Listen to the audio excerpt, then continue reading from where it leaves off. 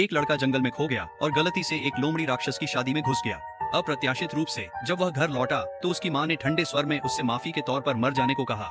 असल में गांव में एक भयानक वर्जना थी। जब धूप और बारिश एक साथ होती थी तो लोमड़ी राक्षस शादी करने बाहर निकलते थे, क्योंकि वे नहीं चाहते थे कि इंसान उन्हें देखें। इसलिए अगर कोई इंसान गलती से लोमड़ी राक्षस की शादी में घुस जाता तो लोमड़ी राक्षस बदला लेने उसके घर आ जाते और पूरे गाँव को बिना दफनाए मरने पर मजबूर कर देते। इसी कारण हर बारिश वाले दिन गाँव वाले बाहर जाने की हिम्मत नहीं करते थे और लड़के की माँ ने अपने बेटे को बार बार घर में ही रहने की चेतावनी दी थी। लेकिन इसके बावजूद लड़का अपनी जिज्ञासा पर काबू नहीं कर सका और देखना चाहता था कि लोमड़ी राक्षस की शादी कैसी होती है।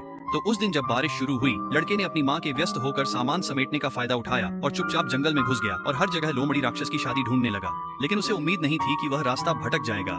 जैसे ही वह घबराया, अचानक उसके सामने घना सफेद कोहरा छा गया। यह देखकर लड़का चौंक गया और जल्दी से एक पेड़ के पीछे छिप गया।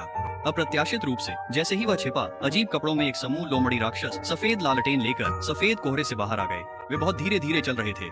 हर 3 कदम पर वे अचानक रुक जाते, फिर मुड़कर इधर उधर देखते कि कहीं कोई इंसान तो नहीं झांक रहा है। यह दृश्य देखकर लड़का डर गया और उसने कोई आवाज करने की हिम्मत नहीं की। सौभाग्य से जिस पेड़ के पीछे लड़का छिपा था वह बहुत बड़ा था और लोमड़ी राक्षस ने उसे नहीं देखा। लेकिन जैसे जैसे लोमड़ी राक्षस की बारात पास आती गई, लड़के को सावधानी से अपनी जगह बदलनी पड़ी। हालांकि इस समय वह डर से भरा हुआ था। उसकी तीव्र जिज्ञासा ने उसे सिर बाहर निकालकर देखने के लिए मजबूर कर दिया। हालांकि जब वह लोमड़ी राक्षस की दुल्हन को करीब से देखने ही वाला था, तभी लोमड़ी राक्षस की टोली अचानक रुक गई और लड़का, जो छुपने का मौका नहीं पा सका, संयोग से लोमड़ी राक्षस की नजर में आ गया। ये देखकर लड़का डर गया और तुरंत मुड़कर भाग गया। लेकिन जब वह घबराए हुए मन से घर लौटा तो उसकी माँ पहले से ही दरवाजे पर गंभीर चेहरे के साथ उसका इंतजार कर रही थी। असल में माँ को पहले से ही पता चल गया था कि उसका बेटा लोमड़ी राक्षस की बारात में घुस गया है।